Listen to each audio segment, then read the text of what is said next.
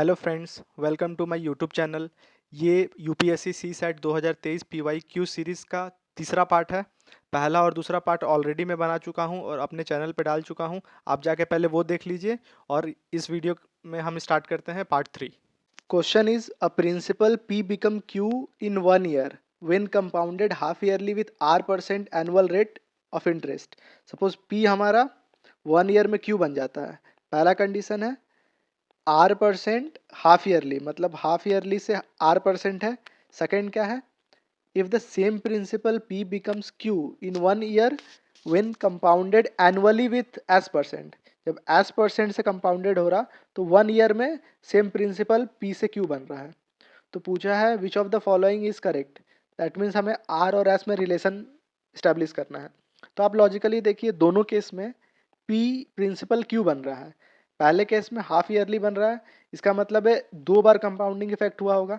6 महीने पे एक बार कंपाउंडिंग होगा और उस कंपाउंड इंटरेस्ट पे भी कंपाउंड हमें मिला होगा नेक्स्ट 6 मंथ पे। और एस वाले में केवल एक बार कंपाउंडिंग लगा होगा। सो अगर लॉजिकली भी सोचिएगा कि जो 2 बार में सेम अमाउंट बना रहा है और ये एक बार में सेम अमाउंट बना रहा है, तो पक्का है एस जो है वो हमेशा आर से बड़ा होगा, तभी दोनों अमाउंट सेम है। तो ये कैलकुलेशन का क्वेश्चन ही नहीं है, ये सिंपल लॉजिक का क्वेश्चन है। ये मैंने इतना लिख भी दिया, ये लिखना भी नहीं चाहिए, डायरेक्ट आप बता सकते हो। S is greater than R. So हमारा ऑप्शन है S is greater than R, C. तो सी आपका आंसर हो जाएगा। Next question is how many natural numbers are there which gives remainder of 31 when 1186 is divided by the natural number.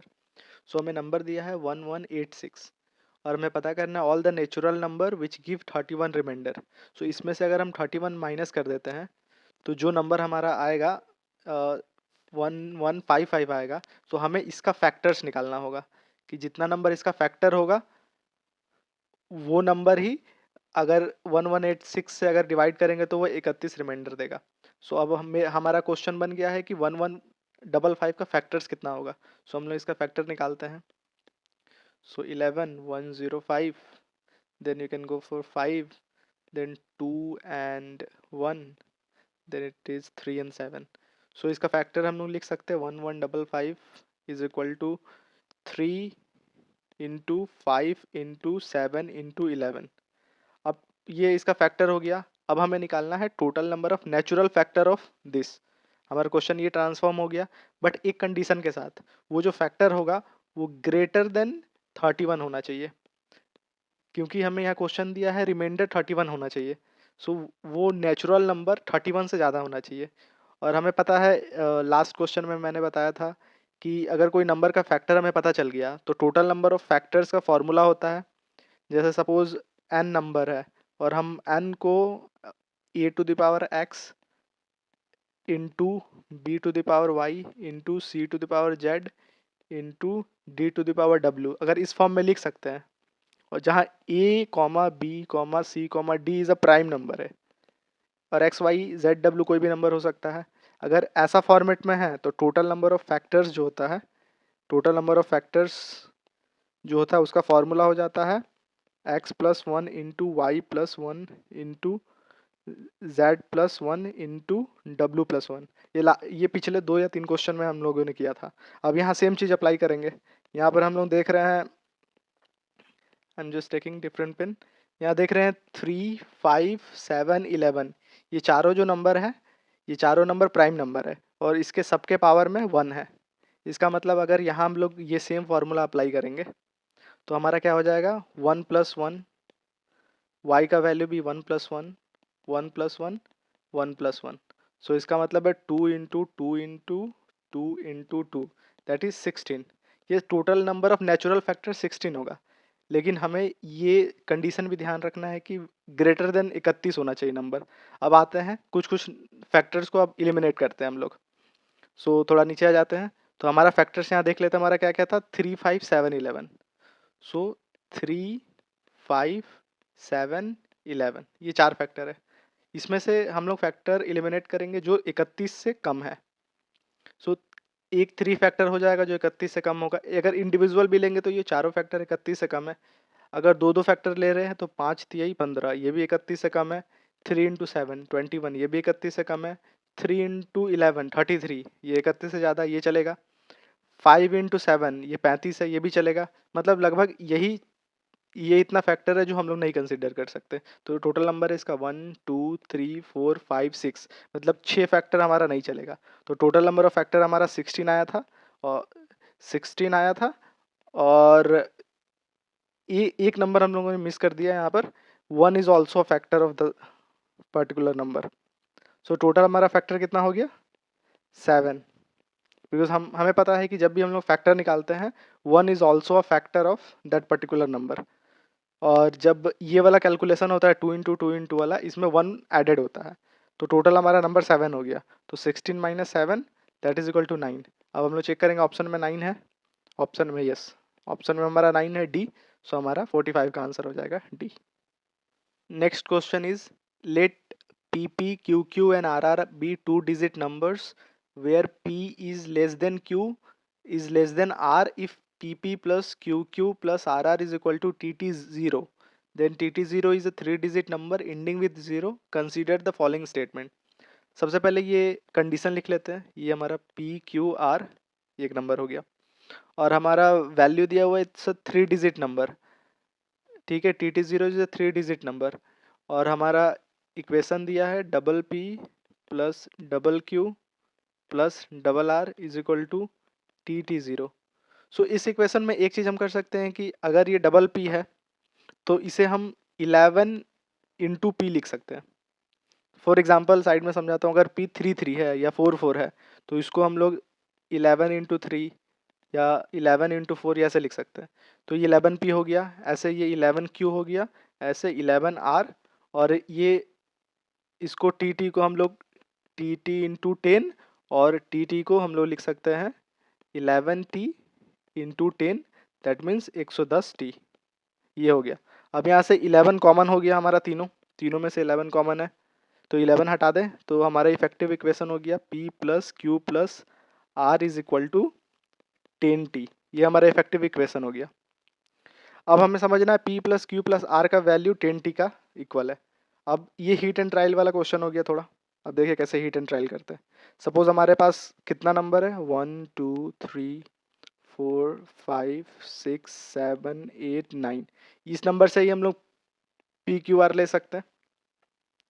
Now start करते हैं हमारा first equation से। हमारा first statement क्या दिया हुआ है, the number of possible values of P is 5। अब पी का हम लोग पॉसिबल वैल्यूज लेते हैं। सबसे पहले P plus Q plus R का पॉसिबल वैल्यूज क्या हो सकता है। सपोज हम लोग पूरा एक्सट्रीम केसेस लेके चलते हैं। Suppose P plus Q plus R ये तीनों लास्ट का 3 नंबर है, मैक्सिमम वैल्यू हम लोग देख रहे हैं। तो ये तीनों को ऐड करेंगे तो 8 7 15, 15 9 24, सो मैक्सिमम वैल्यू 24 हो सकता है। और टी आपको पता है कि टी एक सिंगल डिजिट नंबर है, और 10 प्लस टी का मैक्सिमम वैल्यू क्या हो सकता है, 24 से ज़्यादा नहीं हो सकता। मतलब ये जो राइट हैंड साइड है यहाँ पर 10 हो सकता है या 20 हो सकता है, 30 तो नहीं हो सकता क्योंकि 24 है। अब हम लोग पी का ऐसा वैल्यू लेंगे जो क्यू प्लस आर का एक कॉम्बिनेशन बने, जिससे इस तीनों का सम 10 हो या 20 हो। सपोज अगर पी का वैल्यू 1 लेते हैं तो इसके बाद हम लोग जो क्यू आर यहाँ से सेलेक्ट करेंगे, लेट मी चेंज, यस, जैसे p का वैल्यू 1 लेते हैं, अगर हम लोग क्यू आर सेलेक्ट करेंगे ऐसा जिसे 10 या 20 हो पाए, तो हम लोग चेक करते हैं। अगर p का वैल्यू 1 है तो अगर हम 9 हम बना सकते हैं कि नहीं, 2 और 7 ले लेते हैं तो हमारा 1 2 7 ये 10 बन जाता है। तो 1 हमारा p का पॉसिबल वैल्यू है। अब 2p का वैल्यू लेते हैं तो हमें 8 देखते हैं, 8 हम लोग बना सकते हैं कि नहीं। 8 आप 8 तो बना नहीं सकते, बिकॉज 8 बना सकते हैं यहाँ पर 5 और 3 लेके, तो 2 3 5 ये 3 पी क्यू आर का वैल्यू ले लेंगे तो ये 10 हो जाएगा। तो 2 भी वैल्यू हो सकता है पी का। अब पी का वैल्यू 3 लेते हैं, जब 3 पी का वैल्यू लेंगे तो अभी हमें 7 बनाना होगा। तो 7 मिनिमम टू 5 4 9 है, तो 7 नहीं बना सकते। तो 20 भी तो हमारा ऑप्शन एक देखेंगे 17 बना सकते हैं कि नहीं। तो 9 इंटू 8 17 बन सकता है, मतलब 3 भी पी का एक वैलिड वैल्यू है। नाउ 4 लेते हैं, 4 लेंगे तो हमें 10 देखेंगे पहले, तो 6 हमें बनाना होगा, तो 6 तो नहीं हो सकता मिनिमम यहाँ, तो 16 ट्राई करेंगे जिसे 20 बना सके। सो 16 के लिए हम 9 इंटू 9 और 7 ले सकते हैं। तो 4 7 और 9 ये तीनों का सम 20 हो जाएगा, तो 4 भी पॉसिबल वैल्यू है पी का। नाउ 5 लेते हैं, और हम वैल्यू अगर p का वैल्यू 5 ले रहे हैं तो हम हमेशा आगे देख रहे हैं क्योंकि ये कंडीशन फॉलो होना चाहिए। p is greater than, p सबसे छोटा है, फिर q, फिर r, r सबसे बड़ा है, फिर q से बड़ा है, फिर p है, इसीलिए हम लोग आगे नंबर देख रहे हैं। सो p का वैल्यू 5 देख रहे हैं तो हमें या तो 5 चाहिए जो तो पॉसिबल नहीं है क्योंकि ये नंबर अब ज़्यादा है। अब 20 के लिए ही देखेंगे हमेशा। सो आप 15 देखेंगे तो 6 7 8 9 से 15 बना सकते हैं, दो ठो को जोड़ के। तो 7 और 8 करके हम लोग 15 बना सकते हैं। तो 5 भी p का पॉसिबल वैल्यू है। नाउ 6 देखते हैं। तो 10 तो अब छोड़ दीजिए, अब 20 ही करना है। 6 देखेंगे तो 14 हो सकता है इन तीनों में से, 7 8 9 में से। तो 14, 9 और 7 को अगर लेते हैं तो हमारा 16 हो रहा, 8 7 को लेते हैं तो 15 हो रहा, तो 14 नहीं हो सकता। सो इसके बाद अगर 7 भी लेते हैं तो अब हमें 13 चाहिए, तो ये पॉसिबल नहीं है क्योंकि ये ज़्यादा नंबर हो गया। मतलब p का पॉसिबल वैल्यू हम लोग 1 2 3 4 5 हो सकता है। और हमारा क्वेश्चन क्या था? The number of possible value p is 5। सो ये पहला स्टेटमेंट हमारा एग्जैक्टली सही हो गया। अब आते हैं हम लोग सेकेंड स्टेटमेंट पे। The number of possible values of q is 6। अब नेक्स्ट जैसे हम लोग ये इक्वेशन लिए हैं सेम टू सेम अब q के लिए भी करेंगे। सो हम एक बार और लिख देते हैं। सो ये जो 10 प्लस टी है, ये 10 और 20 ये तो सेम रहेगा, तो हम यहाँ इक्वेशन लिख देते हैं p plus Q plus R is equal to 10t। इसका दो पॉसिबल वैल्यू है, एक है 10, एक है 20। और हमारे पास नंबर्स है 1 2 3 4 5 6 7 8 9। और हम q का वैल्यू एक से नहीं स्टार्ट कर सकते क्योंकि p का वैल्यू फिर कुछ होगा नहीं। सो हमारा q का वैल्यू स्टार्ट होगा 2 से। सो चलिए अब 2 से स्टार्ट करते हैं q का वैल्यू। अगर q का वैल्यू 2 रखते हैं तो p का वैल्यू 1 होगा। सो p और q का वैल्यू प्लस कर दिए तो 3 हो गया, और इधर एक 7 ले लिए, मतलब 2 is the valid value of q। Now अब q का वैल्यू 3 रखते हैं तो 3 का वैल्यू है, अब हमें चाहिए 7 और चाहिए 10 बनाने के लिए। तो इधर से हम लोग अगर 2 ले लेते हैं और इधर से 5 ले लेते हैं तो 2 3 5, ये भी 10 हो गया, मतलब 3 भी वैलिड वैल्यू है q का। नाउ q का वैल्यू 4 लेते हैं तो 4q का हो गया हमारा वैल्यू। अब हमें 6 चाहिए। इधर से हम अगर एक ले लें और इधर से 5 ले लें तो भी 10 बन गया, मतलब 4q का वैलिड वैल्यू है। अब q का वैल्यू 5 पे आते हैं तो हमें 5 चाहिए, दो का सम। इधर से कोई एक वैल्यू लेना है, इधर से एक मिला के 5 हमें करना है। तो इधर से मिनिमम 6 है तो इधर से कोई भी वैल्यू होगा, 5 नहीं होगा। अब हमें 20 की तरफ जाना होगा तो 20 के लिए हमें 15 चाहिए। इधर से एक वैल्यू, इधर से एक वैल्यू, 15 हमें बनाना है। तो इधर से 9 है, मैक्स टू मैक्स इधर 9 है और इधर 4 है, 13 है, मतलब 5 वैल्यू हम लोग नहीं ले सकते। अब 6 लेते हैं, 6 लेते हैं, फिर इधर 7 में है तो हम 20 पे ही देखेंगे अब। तो 6 यहाँ पर है, अब हमें 14 बनाना है। 7 8 9 हमारे पास इधर ऑप्शन है और इधर हमारा 1 to 5 ऑप्शन है। तो हमें 14 बनाना है तो हम 14 9 यहाँ से ले सकते हैं और 5 9 5 14, मतलब 6 वैल्यू एलिजिबल है, मतलब वैलिड वैल्यू है। नाउ 7 पे आते हैं तो अब 7 के लिए हमें 13 चाहिए। तो इधर से अगर हम लोग 9 ले लेते हैं और 9 के बाद 4 ले लेते हैं तो 7 भी वैलिड वैल्यू है। नाउ 8 लेते हैं तो 8 के बाद हमें 12 चाहिए, या इधर से 9 ले लेते हैं और इधर से 3 ले लेते हैं तो 9 3 12 हो जाता है। तो 8 भी वैलिड क्यू का वैल्यू है। तो टोटल हमारा क्यू का वैलिड वैल्यू कितना आ गया, क्योंकि 9 लेंगे तो फिर आर के लिए कुछ वैल्यू नहीं बच जाएगा। तो टोटल वैलिड वैल्यू है 1 2 3 4 5 6, 6 वैलिड वैल्यू है। अब हम स्टेटमेंट पाएंगे the number of possible values of Q is 6, मतलब सेकेंड स्टेटमेंट भी हमारा सही है। So both the statement are right. So हमारा आंसर हो जाएगा सी। ये question purely hit and trial method है। मैं समझाने में थोड़ा लेट लगा है, जैसे आप सॉल्व करेंगे आप जल्दी जल्दी इसको सॉल्व कर सकते हैं। सो आंसर इज सी, और सेम प्रोसेस आप सॉल्व कीजिएगा। Question number 47, what is the sum of all 4 digit number less than 2000 form by the digit 1 2 3 4 and none of the digit is repeated. हमें sum निकालना है सभी number का जो 1 2 3 4 से बने और जो 2000 से कम हो। तो हमारे पास नंबर हो गया 1 2 3 4, पहला है इन चारों से नंबर बनाना है और दूसरा 2000 से कम होना चाहिए। सो अगर 4 डिजिट नंबर 2000 से कम है तो हमें ये पता है कि पहला डिजिट 1 ही होगा, क्योंकि अगर पहला डिजिट 2 रख देंगे तो ये 2000 से ज़्यादा चला जाएगा। अब हमें नेक्स्ट 3 डिजिट में अरेंज करना, नेक्स्ट 3 डिजिट क्या होगा। ये नेक्स्ट 3 डिजिट में हमारे पास ऑप्शन है 2 3 4। सो हमें पता है, हम लोग सबसे पहले काउंट कर लेंगे कि कितना पॉसिबल बनता है। सब अगर ये जनरल सिंपल परमुटेशन का क्वेश्चन है जहाँ पर आपके पास 3 नंबर दिया है और इसको 3 प्लेस पे अरेंज करना है, तो इसका सिंपल वैल्यू होता है फैक्टोरियल 3, इसका वैल्यू होता है 6। सो 6 ऐसा पॉसिबल कॉम्बिनेशन बनेगा। सो अब हम 6 पॉसिबल कॉम्बिनेशन बना लेते हैं। इसका ट्रिक है कैसे बनाएंगे, जैसे तो 1 तो आपका सब में कॉमन ही रहेगा हर 6 में। तो सबसे पहले एक वैल्यू पिक कीजिए, जैसे 2 पिक किए, 2 पिक कीजिए और बाकी दो को नॉर्मल लिख दीजिए 3 4, और 2 नॉर्मल फिर पिक किए, इसको उल्टा करके लिख दीजिए 4 3। अब नाउ 3 पिक कीजिए, 3 पिक हुआ, उसके बाद हमारा 2 और 4 बच गया, तो 2 4 एक बार लिख दीजिए और 4 2 लिख दीजिए। अब नाउ आप 4 पिक कीजिए, तो 4 पिक किया आप 2 बार, उसके बाद हमारा बचा 2 एंड 3, तो 2 3 को एक साथ एंड 3 2। ये हमारा 6 कॉम्बिनेशन हो गया और हमें पूछा क्या है क्वेश्चन में कि इन 6 का सम कितना होगा, हमको ऐड करना है। सो सिंपल अब ऐड कर लेंगे। ऐड करने के एक और ट्रिक मैं बता देता हूँ कि आप ध्यान से देखेंगे तो आपका वर्टिकल लाइन में 2 बार 4 आया है, 2 बार 3 आया है और 2 बार 2 आया है। इसमें भी आप देखेंगे तो 2 बार 3 दिखेगा, 2 बार 2 दिखेगा, 2 बार 4, 2 बार 2 आएगा मतलब 4, 2 बार 3 मतलब 6, 2 बार 4 मतलब 8। इन तीनों को ऐड करेंगे तो 8 6 14 4 18, मतलब हर एक वर्टिकल का सम 18 होगा। तो 18 का 8, एक कैरी बचेगा, यहाँ सेकंड वाला भी 18 आएगा, एक कैरी 19 का 9, फिर एक कैरी, इधर भी 18 आएगा, एक कैरी 19, 1 कैरी बचेगा, और ये 6 टाइम्स 1 है 6 और 1 कैरी 7, तो हमारा ये सम हो जाएगा 7998, जो कि हमारा ऑप्शन नंबर ए है। ये सिंपल क्वेश्चन था, सिंपल हमें ऐड करना था, सो इसका answer option number A. Question number 48, what is the number of selections of the 10 consecutive things out of the 12 things in a circle taken in a clockwise direction? हमारे पास पहले 12 things है, सो पहले हम लोग सर्कुलर वे में बना लेते हैं। तो आप एक घड़ी के वे में ये बना लीजिएगा तो आसानी से रिमेम्बर हो जाएगा आपका। 3 4 5 6 7 8 9 10 11, ये 12 हमारा सर्कुलर वे में बन गया। और हमें पूछा है कि कितने नंबर से हम लोग सेलेक्ट कर सकते हैं 10 कंजिक्यूटिव थिंग्स। सपोज हम स्टार्ट करते हैं 1 से सेलेक्ट करना। अगर 1 से हम सेलेक्ट करना स्टार्ट करते हैं तो हमारा सिलेक्शन क्या होगा, 1 2 3 4 5 6 7 8 9 10 तक, ये 10 कंजिक्यूटिव हमारा सिलेक्शन होगा।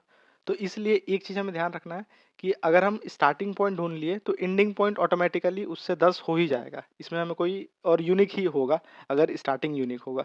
तो हमारा फोकस होना चाहिए हम कितना स्टार्टिंग पॉइंट ढूंढ सकते हैं। तो हमारा स्टार्टिंग पॉइंट 1 हो सकता है, 2 3 4 5 6 7 8 9 10 11 12, मतलब 12 स्टार्टिंग पॉइंट हो सकता है। और हर स्टार्टिंग पॉइंट के कॉरस्पॉन्डिंग में एंडिंग पॉइंट अपना उसके 10 तक होगा, बिकॉज ये सर्कुलर है। तो हमारा आंसर 12 हो जाएगा, क्योंकि 12 ऐसा कंजिक्यूटिव 10 डिजिट हम खोज सकते हैं। सो इसका सिंपल सा आंसर है 12। आप देख के भी डायरेक्ट बता सकते थे। सो इसका आंसर हो जाएगा सी 12। नेक्स्ट क्वेश्चन है आपका, if today is Sunday then which day is its exactly 10 to the power 10th day. तो हमें पता है कि हर 7वें दिन के बाद डे रिपीट होता है, तो हमें 10 टू द पावर 10 डे निकालना है। मतलब एक पे 10 जीरो होगा, 1 2 3 4 5 6 7 8 9 10। अब हम क्या करेंगे, सिंपल इसको 7 से डिवाइड कर देंगे और जो रिमाइंडर आएगा वो हमारा वैल्यू हो जाएगा। तो सपोज हम 7 से डिवाइड करना स्टार्ट करते हैं, तो 7 1, यहाँ 3 बचेगा 3 0, 28, यहाँ 2 बचेगा 2 0, 14, 7 दूनी 14, 6 बचेगा 6 0, 56, 4 बचेगा 4 0, 7 बचे 35, 5 बचेगा 5 0, 7 7 49, 1 बचेगा 1 0, 1 0 7, 3 बचेगा 3 0, 3 0 7 चौके 28, 2 बचेगा 2 0, 7 दूनी 14, 6 बचेगा 6 0, 6 0 के बाद 7 इंटू 8, 7 7 49, 8 7 56, मतलब 4 हमारा रिमाइंडर बच जा रहा। 4 रिमाइंडर बच रहा, मतलब संडे से 4 दिन ज़्यादा, मतलब Monday Tuesday Wednesday and Thursday, मतलब Thursday is the answer. So B हमारा आंसर हो जाएगा थर्सडे। सो सिंपल हमें ये जो नंबर था उसको 7 से डिवाइड करना था, और जितना आप ये बस मैंने बता दिया कि कितनी स्पीड आप कैलकुलेट कर सकते हैं। बस आपको कैलकुलेट करके 7 से हमें रिमाइंडर निकालना था। रिमाइंडर 4 आया तो जो नंबर हमारा दिया हुआ है उससे सिंपल 4 डे आगे हो जाएगा answer. Question is, there are 3 traffic signals. Each signal changes color from green to red and then red to green. The first signal takes 25 seconds. So signal green से red जाता है and then red से green जाता है। सो जो पहला signal है वो 30, सॉरी जो फर्स्ट सिग्नल है that take 25 second.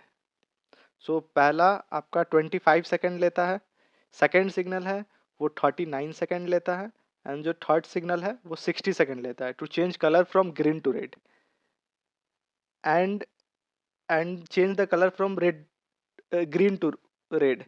The same, the duration for green and red colour are same, मतलब ग्रीन टू रेड जितना समय लेता है उतना ही समय रेड टू ग्रीन लेता है। 2 बजे at 2 PM they together turn green, मतलब हमारा 2 PM पे सब सिग्नल हमारा ग्रीन हो गया। Next the question is at what time will the change to green next simultaneously. अब हमें टाइम कैलकुलेट करना है कि अब नेक्स्ट टाइम तीनों सिग्नल कब ग्रीन होगा। सो पहले एक साइकिल निकाल लेते हैं कि एक सिग्नल ग्रीन टू रेड का टाइम दिया हुआ है और red to green same time है, मतलब अगर signal A green to red 25 second में जाता है तो फिर रेड टू ग्रीन और 25 सेकंड में जाएगा, मतलब 25 दूनी 2, 50 सेकंड में। सेम सेकंड सिग्नल भी 39 इंटू 2 78, और थर्ड भी 60 इंटू 2 120। ये टोटल टाइम होगा एक टोटल सर्कल का कि ग्रीन टू ग्रीन इतना समय लेगा। 3, अब हमें पता है कि जब हम लोग साइमल्टेनियसली कुछ चीज़ें निकालते हैं हम इन तीनों का एलसीएम निकालते हैं। सो अब हम निकाल देंगे 50 78 और 120 का एलसीएम।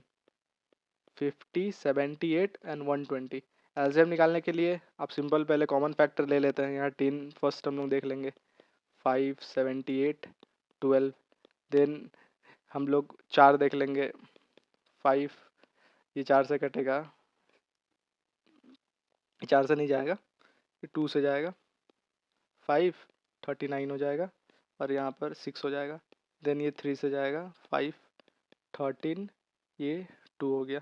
अब कोई नहीं फैक्टर है सो सबको मल्टीप्लाई कर देंगे, 10 into 2 into 3 into 5 into 13 into 2। ये हमारा एलसीएम कितना हो जाएगा, 6 60 इधर और 10 और 30 130 इधर, दैट मीन्स 6 3 18 1 7 7800 हमारा इसका एलसीएम आ गया। मीन्स 2 बजे के बाद यहाँ पर देखिए 7800 हमारा एलसीएम आया, मतलब 7800 सेकेंड के बाद फिर से सब सिग्नल साइमल्टेनियसली ग्रीन रहेगा। तो हमारा 2 बजे के बाद से 7800 सेकेंड कितना होगा। सो 7800 सेकेंड को हम कन्वर्ट कर देंगे मिनट में, 7800 डिवाइडेड बाई 60, तो 0 0 है 7 1 3 0, दैट मीन्स 130 मिनट के बाद तीनों सिग्नल ग्रीन होगा। सब 2 PM हो रहा, 2 PM से 130 मिनट कितना हो जाएगा, 4 PM 10 मिनट, 4:10 में तीनों सिग्नल हमारा फिर से ग्रीन होगा। अब ऑप्शन चेक करेंगे ये ऑप्शन है कि नहीं। ऑप्शन में सेकंड नंबर देखिए, 4:10 में हमारा तीनों सिग्नल फिर से ग्रीन हो जाएगा। सो ये आंसर है। सिंपल कंसेप्ट यही था हमारा कि इन तीनों का एलसीएम निकालना था। एलसीएम निकाल के जितना सेकंड आएगा उतना सेकंड हम 2 PM में ऐड कर देंगे तो हमारा आंसर हो जाएगा। Question number 54, 40 children are standing in a circle and one of them say child 1 has a ring. The ring is passed clockwise. Child 1 passes on to the clock, child 2 to 4, 4 passes to 7 and so on. After how many such changes including child 1 will the ring be in the hands of child 1 again? So हम 40 student ऐसे circle में खड़े हैं और ring को पास किया जा रहा है एक पर्टिकुलर ऑर्डर में। हमें बताना है कि 1 से रिंग स्टार्ट हुआ है, फिर वो उस ऑर्डर में रिंग पास करते करते कितने नंबर ऑफ टाइम्स रिंग पास होगा कि फिर 1 पे वो रिंग चला जाए। सो स्टार्ट करते एक पैटर्न पहचानेंगे क्या है। सबसे पहला रिंग 1 के हाथ में है, फिर सेकेंड रिंग वो 2 को पास किया गया, फिर उसको 4 को पास किया गया, फिर उसको 7 को पास किया गया। मतलब एक ऑर्डर दिख रहा है कि पहले 1 का गैप है 1 2 में, फिर 2 का गैप है 4, फिर 3 का गैप है 7, फिर इसके बाद 4 का गैप होगा 11, 5 का गैप होगा 16, फिर 6 का गैप होगा 22। मैं ये लीनियर फैशन में लिख रहा हूँ। और आपको पता है कि जैसे 40 से नंबर ज़्यादा हो जाएगा, जैसे 41वां नंबर होगा तो हम लोग सर्कुलर फैशन है, तो 41वां नंबर आप समझ लीजिए फिर से फर्स्ट हो गया। मतलब 40 से ऊपर हुआ मतलब आप डायरेक्टली आप मॉडुलस 40 कर दीजिए, तो उतने नंबर चाइल्ड पे वो रिंग हमारे पास आएगा। तो हम लोग इसको पैटर्न बढ़ाते जाएंगे, ये तब तक पैटर्न बढ़ाएंगे तब तक वो नंबर ना आ जाए जिसको हम 40 से डिवाइड करेंगे तो रिमाइंडर 1 आना चाहिए। मतलब क्योंकि अगर हम स्ट्रेट लाइन में ले रहे हैं तो 40 के बाद सेंटर कंप्लीट हो जा रहा है, तो वैसे ही हम लाइन बढ़ाएंगे। तो 11 5 16, 16 में 6 जोड़ेंगे 22, 22 में 7 जोड़ेंगे 29, 29 में फिर 8 जोड़ेंगे 37, फिर 37 में 9 जोड़ेंगे 46, फिर 46 में 10 जोड़ेंगे 56, 56 में 11 जोड़ेंगे 67, 67 में 12 जोड़ेंगे 79, 79 में 13 जोड़ेंगे इट बिकम 92, 92 में 14 जोड़ेंगे 106, और इसमें फिर 15 जोड़ेंगे 121। देखिए यहाँ पर 121 आ गया। इसका मतलब अगर 121 को 40 से डिवाइड कर रहे हैं तो हमारा मॉडुलस रिमाइंडर 1 आ जा रहा है, मतलब 121वां नंबर फिर से पहला नंबर है। तो अब हम लोग काउंट कर लेंगे कि 121 कितना नंबर का एक्सचेंज का आया है। तो टोटल नंबर ऑफ डिजिट हम बस काउंट कर लेंगे कितना है, 1 2 3 4 5 6 7 8 9 10 11 12 13 14 15 16, मतलब 16th नंबर ये है। बट जब 1 से 2 जब ये पास हुआ होगा नंबर, तो इसे काउंट 1 करेंगे। इसका मतलब जब सेकेंड नंबर पे रिंग होगा तो हमारा पासिंग एक ही पासिंग होगा। इसका मतलब है जब 121वां नंबर पे हमारा रिंग होगा तो जो जितना नंबर हमारा काउंट था, काउंट कितना था मैं थोड़ा भूल गया हूँ, तो फिर से काउंट कर लेता हूँ, 1 2 3 4 5 6 7 8 9 10 11 12 13 14 15 16, मतलब ये 16th नंबर है। तो अगर 1 से 2 यहाँ गया होगा तो ये पहला शिफ्ट होगा, तो ये 16th पे जब शिफ्ट होगा तो ये 15th वाला शिफ्ट होगा, एक कम होगा। तो हम ऑप्शन में देखेंगे 15th कहाँ है, तो हमारा option 15th option number B है। तो ये हमारा आंसर हो जाएगा, B is 15th। Question is what is the middle term of the sequence Z Z Y Y access. ये एक सीक्वेंस दिया है, हमें फाइंड करना है what is a middle term. तो पहले हम एक सीक्वेंस को डिकोड करते हैं क्या है। 2 बार जेड है, 3 बार वाई है, फिर 4 बार हमारा एक्स है, वैसे ही बढ़ बढ़ के ए आ रहा है। इसका मतलब है हमारा जो नंबरिंग करेंगे 2 3 4 5 ऐसे करके 27 तक जाएगा, बिकॉज 26 होता है टोटल अल्फ़ाबेट और हमारा 2 से स्टार्ट हुआ है। तो सबसे पहले हम काउंट कर लेंगे कि ये टोटल नंबर कितना है, तब हम मिडिल निकाल पाएंगे। तो हम जानते हैं कि 1 + 2 + डॉट डॉट डॉट एन का जो फॉर्मूला होता है एन इंटू एन प्लस 1/2 होता है। तो यहाँ पर 2 से 27 है, तो एक हम लोग मान के चल लेंगे, एक आगे में है और बाद में कैलकुलेट करके एक माइनस कर देंगे। तो हमारा एन यहाँ 27 है, तो 27 into N plus 1 28 divided by 2, ये हमारा यहाँ 14 हो जाएगा। और 27 इंटू 14 को इंटू कर देंगे तो 28 2 7 और ये 378 हमारा सम आ रहा। और सिंस हमको ये 1 माइनस करना है तो -1 377, ये टोटल नंबर ऑफ लेटर्स है इस पैटर्न में। अब हमें निकालना क्या है, मिडिल टर्म निकालना है। ये जो मिडिल टर्म लिखा है ये निकालना है हमें। सो मिडिल टर्म निकालने के लिए सिंपल हम लोग इसको डिवाइड कर देंगे 2 से। 377 डिवाइडेड बाई 2 तो हमारा आ जाएगा 188, 188 वन साइड होगा, बीच में एक मिडिल टर्म होगा और 188 अदर साइड होगा। तो इसका मतलब है 189th पोजीशन का जो हमारा नंबर होगा स्टार्टिंग से, वो हमारा मिडिल टर्म होगा। अब हमें फाइंड करना है कि 189th नंबर कौन सा होगा।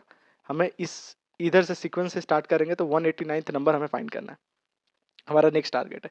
अब हम लोग स्टार्ट करेंगे कि ये हमें सीक्वेंस पता है 2 3 4 5 ऐसे चल रहा है। तो अब हम रैंडमली गेस करेंगे ये वाला फार्मूला अप्लाई करके, एन इंटू एन प्लस 1 जो फार्मूला है ये अप्लाई करके रैंडमली गेस करेंगे कि जो 189 नंबर रैंडमली कहाँ आ रहा। सपोज हम लोग रैंडमली 10 यूज़ करते हैं, अगर एन 10 रखते हैं तो 10 इंटू 11/2, सो ये अराउंड 55 आ रहा।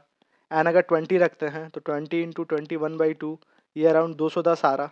मतलब 20 नहीं रखेंगे, 20 से थोड़ा सा कम होगा, 189 है। सपोज 19 रखते हैं, 19 इंटू 20/2, ये अराउंड आपका 190 आ जा रहा है।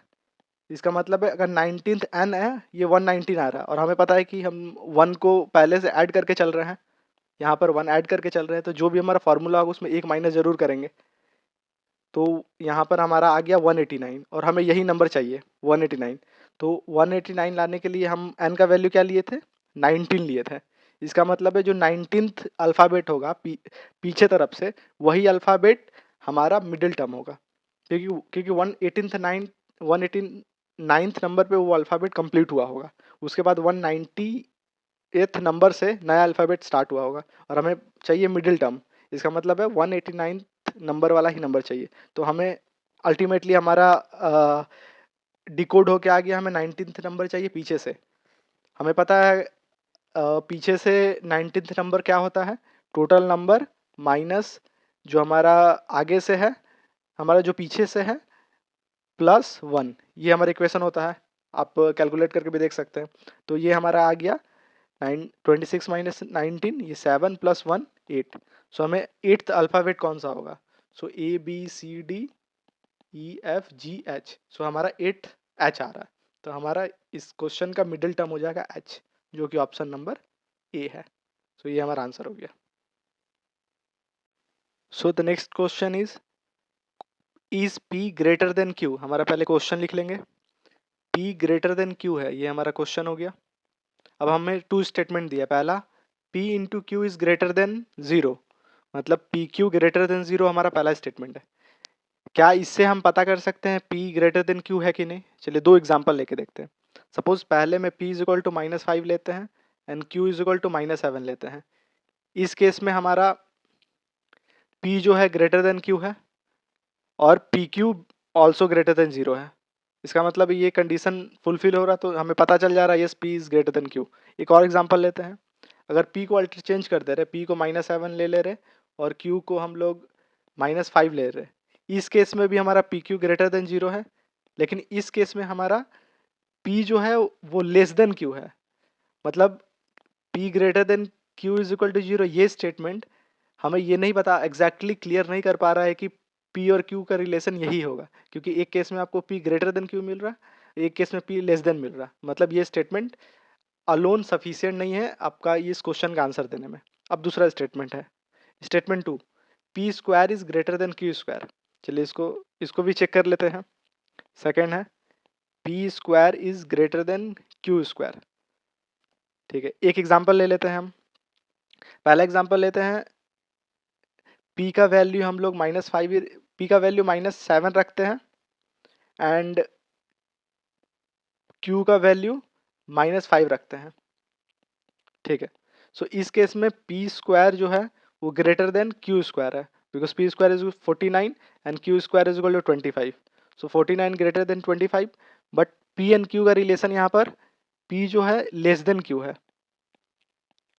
सो हमारा ये रिलेशन इस्टेब्लिश नहीं हो रहा, पी लेस देन क्यू हमारा एक स्टेटमेंट में आ गया। एक और एग्जांपल ले लेते हैं, P square greater than Q square, ये हमारा स्टेटमेंट का इक्वेशन है। इस बार हम लोग क्या करते हैं, पी को हम लोग 7 रखते हैं एंड क्यू को 5 रखते हैं। ठीक है, इस केस में P square greater than Q square होगा, क्योंकि यहाँ भी 49 ग्रेटर देन 25 है। ठीक है, और इस केस में पी और क्यू का क्या रिलेशन है, पी ग्रेटर देन क्यू है। इसका मतलब है हमें P less than Q and P greater than Q दोनों कंडीशन मिल गया है इस इक्वेशन से, P square greater than Q square. इसका अगर टेस्ट केस हम लोग दो ले रहे हैं जिसमें दोनों आ रहा है, मतलब यहाँ ये जो हमारा इक्वेशन है पी ग्रेटर देन क्यू, इसके रिलेशन में एम्बिग्यूटी है। ये इक्वेशन से P square greater than Q square equation से भी हमें ये क्लियर नहीं हो रहा है कि P is greater than Q. मतलब ये दोनों स्टेटमेंट मिल के भी हम लोगों को क्वेश्चन का आंसर नहीं मिल रहा है। अब देखेंगे स्टेटमेंट क्या क्या लिखा है। A, the question can be answered by using one of the statement alone, ये गलत है। Question can be answered by using either statement, नहीं है। The question can be answered by using both statement, दोनों से भी नहीं हो रहा हमारा। The question can not be answered, ये हमारा 4th नंबर आंसर हो जाएगा, बिकॉज हम लोगों ने देखा दोनों स्टेटमेंट यूज करके भी पी ग्रेटर देन क्यू हम लोग क्लैरिफाई नहीं कर पा रहे हैं, दोनों में अलग अलग ऑप्शन दे रहा है। सो इसका करेक्ट आंसर है डी। बस इसमें आप टेस्ट केस चेक कीजिए, ऐसा टेस्ट केस लीजिए कि ये जो हमारा स्टेटमेंट है ये करेक्ट आ जाए, लेकिन जो क्वेश्चन है वो दोनों टेस्ट केस में क्वेश्चन डिफर हो जाए, एक में पी ग्रेटर देन क्यू हो जाए, दूसरा में क्यू ग्रेटर देन पी हो जाए। तो इससे हमें पता चल जाएगा कि वो जो हमारा स्टेटमेंट दिया है उससे हम क्वेश्चन का आंसर नहीं दे सकते। ये सिंपल सा लॉजिक है। आप दूसरा एग्जाम्पल भी ले सकते हैं। सो करेक्ट आंसर होगा इसका D. Question is P plus Q minus R greater than P minus Q plus R where P Q R the integer, और दो स्टेटमेंट हमें दिया है। अभी मैं इस क्वेश्चन का एक ऐसा सॉल्यूशन बताऊंगा कि आज के बाद कभी भी ये क्वेश्चन पे आप लोगों को कंफ्यूजन नहीं होगा, और ये क्वेश्चन सिर्फ 10 से 15 सेकंड में आप बना लेंगे। सबसे पहले आप इक्वेशन लिखेंगे कि क्या इक्वेशन पूछा है। हमारे पास p plus Q minus R greater than p minus Q plus R, ये पूछा गया है। अब इस इक्वेशन को थोड़ा सा सॉल्व करेंगे, सिंप्लीफाई करेंगे, तो p हम काट सकते हैं, ये q इधर आएगा तो 2q हो जाएगा, ग्रेटर देन ये r इधर जाएगा तो 2r हो जाएगा। तो 2 भी कट गया, मतलब हमारा इक्वेशन बच गया q is greater then r। ये हमारा क्वेश्चन पूछा गया है। अब हमारे पास स्टेटमेंट देखते हैं। पहला स्टेटमेंट है p minus Q is positive. So statement 1 देख लेते हैं क्या लिखा हुआ है। स्टेटमेंट 1 है p माइनस क्यू पॉजिटिव है, मतलब ग्रेटर देन 0। सो इससे क्या मिल रहा है, p is greater then q, q को उस तरफ लेगा। तो हमें रिलेशन इस्टेब्लिश करना q और r पे, और पहला इक्वेशन केवल p q का दिया है, मतलब r है ही नहीं। इसका मतलब स्टेटमेंट 1 से हम कुछ नहीं बता सकते इसके बारे में। अब स्टेटमेंट 2 देखते हैं। स्टेटमेंट 2 है p minus R is negative, मतलब p minus R less than 0। r को उस तरफ ले जाते हैं, p is less than r, ये हमारा स्टेटमेंट आया। और हमें चाहिए q और r के बीच में, तो यहाँ r और p का इस्टेब्लिश है। तब भी केवल सेकेंड स्टेटमेंट से भी हम इसके बारे में नहीं कुछ बता सकते इस क्वेश्चन के बारे में कि q is greater then r और नॉट। अब क्या करते हैं, अब दोनों इक्वेशन को मर्ज कर देते हैं। ये दोनों स्टेटमेंट को मिलाएंगे तो हमारा इक्वेशन क्या बन जाएगा। सो यहाँ p is greater then q है और यहाँ q is greater then r है। तो यहाँ आप ध्यान से देखिए कि सबसे बड़ा r यहाँ पर दिख रहा है कि r is greater than p है, और यहाँ p q से बड़ा है, मतलब p is greater then q। सो ये इक्वेशन बन गया हम दोनों स्टेटमेंट को मर्ज करने पे। अब हम q और r का रिलेशन निकाल सकते हैं। इस इक्वेशन से q और r का रिलेशन क्या निकल रहा है कि q is less than r, मतलब r बड़ा है q से। सो ये जो क्वेश्चन हमारा है, इसका आंसर मिला कि नहीं हमें इन दोनों स्टेटमेंट में। आंसर मिल गया है, आंसर है नो। क्वेश्चन हमारा दिया कि क्या q r से बड़ा है, स्टेटमेंट का कंक्लूजन है कि नहीं r q से बड़ा है, मतलब आंसर मिला है नो। और हमारा क्वेश्चन क्या है, क्वेश्चन ये नहीं कि इसे सही करना है स्टेटमेंट के को लेके, हमारा क्वेश्चन है कि इस स्टेटमेंट को जस्टिफाई करना है, कि बताना है कि ये स्टेटमेंट सही है कि गलत। मतलब स्टेटमेंट 1 और 2 मिल के हम बता सकते हैं कि यस ये स्टेटमेंट गलत है, मतलब कंक्लूजन निकाल सकते हैं। सो हम कंक्लूजन वाला ऑप्शन देखेंगे। पहला ऑप्शन है the question can be answered by using one of the statement alone, नहीं है। Can be answered using either statement, no, ये भी नहीं है। The answer can be answered both of the statement together but can not be answered using either statement alone, yes, ये answer है कि हम दोनों स्टेटमेंट यूज करके ही हम इस क्वेश्चन का कंक्लूजन निकाल सकते हैं कि ये क्वेश्चन सही है या गलत है। सो हमारा आंसर हो जाएगा सी।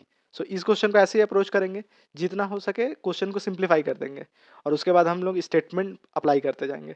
और दोनों स्टेटमेंट अप्लाई करने से पहले दोनों का एक कंक्लूजन निकालेंगे, फिर वो दो स्टेटमेंट को अप्लाई करेंगे। ये अप्रोच रखेंगे तो इस टाइप का क्वेश्चन कभी गलती नहीं होगा और काफ़ी फास्ट कैलकुलेट कर पाएंगे आप लोग। Question number 59, consider a 3 digit number. Question है व्हाट इज द नंबर, हमें नंबर फाइंड करना है। सो दो स्टेटमेंट दिया हुआ है हमें। पहला स्टेटमेंट देखते हैं, the sum of the digit of the number is equal to the product of the digit. So simple calculation है। एक हमें जनरली ये याद होता है 1 2 3, इसका सम जो होता है वो 6 होता है और प्रोडक्ट भी 6 होता है। सो पहला स्टेटमेंट से हमें नंबर तो मिल गया कि 1 2 3, जिसका सम एंड प्रोडक्ट दोनों 6 है। लेकिन इस नंबर को हम अलग तरीका से भी लिख सकते हैं, 3 2 1 लिख सकते हैं, 3 1 2 लिख सकते हैं। सो ऐसे 6 नंबर हो जाएगा। कोई एक यूनिक नंबर नहीं मिलेगा हमें जिसका सम एंड प्रोडक्ट इक्वल है। मतलब स्टेटमेंट 1 इनफ नहीं है हमें वो यूनिक नंबर खोजने का। नाउ आते हैं स्टेटमेंट नंबर 2 पे। तो स्टेटमेंट नंबर 2 दिया है the number is divisible by sum of the digit of the number. So अब नंबर फाइंड करते हैं कि वो नंबर डिविजिबल है उसके सम के। अगर हम लोग जैसे नंबर 100 ले लेते हैं तो इसका सम 1 है, ये डिविजिबल हो जाएगा। 100 200 ले लेते हैं, 200/2 ये भी डिविजिबल है, 100 होगा, ये भी 100 हो जाएगा। इसका मतलब यहाँ भी हमें 2 3 नंबर मिल पा रहा है, यूनिक नंबर नहीं मिल पा रहा है। अब ट्राई करेंगे वो दोनों स्टेटमेंट को मर्ज करने का, कि क्या दोनों स्टेटमेंट मर्ज करके हमें एक यूनिक नंबर मिल रहा है। सो पहला स्टेटमेंट यही रखेंगे, इसी का एग्जाम्पल ले लेंगे 1 2 3 वाला ही। सो हम लोग एग्जाम्पल रखते हैं 312 को ले लेते हैं। इसका प्रोडक्ट एंड सम सेम है, और अगर 312 को अगर हम लोग इसके सम से डिवाइड करते हैं 6 से, तो ये डिवाइड भी हो जाता है, 52 टाइम्स डिवाइड हो जाता है। लेकिन एक प्रॉब्लम और है कि 312 अगर हम यूनिक नंबर कंसीडर कर ले कि दोनों स्टेटमेंट सेटिस्फाई कर रहा है, तो फिर हम लोग अगर सेम नंबर 132 अगर हम नंबर रखते हैं तो 132 पे भी अप्लाई करते हैं, 132 का भी यहाँ नीचे लिख देते हैं, 132 का भी प्रोडक्ट और सम 6 है, तो पहला स्टेटमेंट फुलफिल है और दूसरा स्टेटमेंट 132 और इसका सम हो गया 6। सो ये भी 2 2 22 टाइम्स में ये कट रहा है, मतलब हमारा नंबर 132 भी आ रहा है और 312 भी आ रहा है। तो अगर दोनों स्टेटमेंट को मर्ज भी कर दिया जाए तो हमें एक से ज़्यादा नंबर मिल रहा है, मतलब दोनों स्टेटमेंट को मिलाने के बाद भी हमें वो यूनिक नंबर नहीं मिल रहा है। सो हमारा आंसर क्या हो जाएगा कि both the statement is not sufficient. तो अब चेक कर लेंगे कौन सा ऑप्शन है हमारा। सो जनरली ये हमारा लास्ट ऑप्शन होता है, तो question can not be answered even by using the both the statement together. So ऐसे हम एलिमिनेट कर लेंगे कि दोनों स्टेटमेंट इनफ नहीं है और डी हमारा आंसर हो जाएगा इसका।